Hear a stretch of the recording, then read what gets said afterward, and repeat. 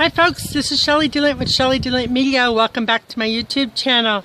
I'm here today and we are talking about the 10th and the 9th verse, okay, of chapter 1 in Proverbs, okay, and this is a continuing series about the book of Proverbs, so we're just going to get right into these two verses, okay, and the topic for these two verses, it talks about avoiding bad company, folks, okay. It says, "My son, if sinners entice you, do not consent." If sinners entice you, do not consent, okay? Do not go with the way of a sinner, okay? Folks, I'm going to tell you a little story. When I was 17, not quite 18, I was about 2 weeks from my 18th birthday, I had met a young girl and got in contact with her and her family. And you know, I'm going to say off the bat, these people were really, really nice people. Just, they did not live the lifestyle which I was brought up with in the church, okay? And their lifestyle was more, you know, drinking and partying and that kind of stuff. And you know, folks, at that time it was a very lonely time in my life, and I didn't really have an abundance of friends. Actually, I had no one really in my life at that time, and my best friend, her and her family have moved back east, and I felt like I was completely alone. And you know, sometimes when we're in situations like that, Satan, he could put something in our path which makes it look so good, but in reality it could turn out to be something not really good for us, right? And this is what happened here in this situation. Was I had gotten involved with a group, that a family, you know, that and people who were you know, they took the name of the Lord in vain, and there was a lot of drinking and stuff involved, and before you know it, I was on a rabbit hole going down to somewhere where it took me like years and years to get away from. And I can remember, you know, folks, that it was only a couple weeks into it, and my dad looked at me and he said, like, "Shell, what in the world is going on with you? Like, you are not you." Because all of a sudden, all I was doing was saying such vulgar words, you know, it's not even, you know, it's just awful, right? You know, and it led me down. It's only, I can honestly say, it was only the grace of God that kept me from being an alcoholic, because from the time I was 2 weeks after, 2 weeks before my 18th birthday, up until the time I was almost 20, I drank just about every day. I mean, I drank more than my parents ever knew I drank.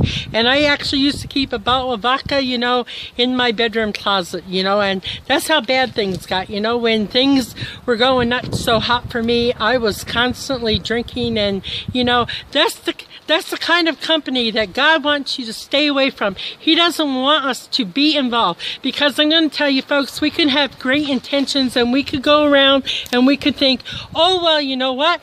I can help them and I can show them the way to God. But you know, what usually happens is we go down this wrong path, different, okay? We don't stay on that path, and before you know, we're being led down a wrong path. And this is not what God wants for us, right? You know, He wants us to stay on the path with Him. And you know, as I wish I could say that I came out of it within a couple of years, because actually I didn't. I just kept on going. I got away from Fort McMurray. Oh, she's windy here.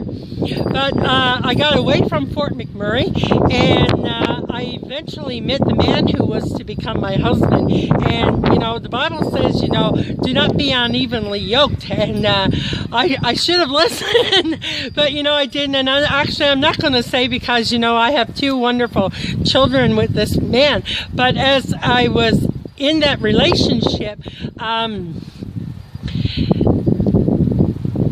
I thought, you know, I could lead this man to God, and instead I went for over 20 years not serving God, folks. I lived his lifestyle. And you know, I can't say really that I was a happy person, because I wasn't, because I knew that in my heart, you know, that it wasn't really where God wanted me to be. And you know, at the end of the day,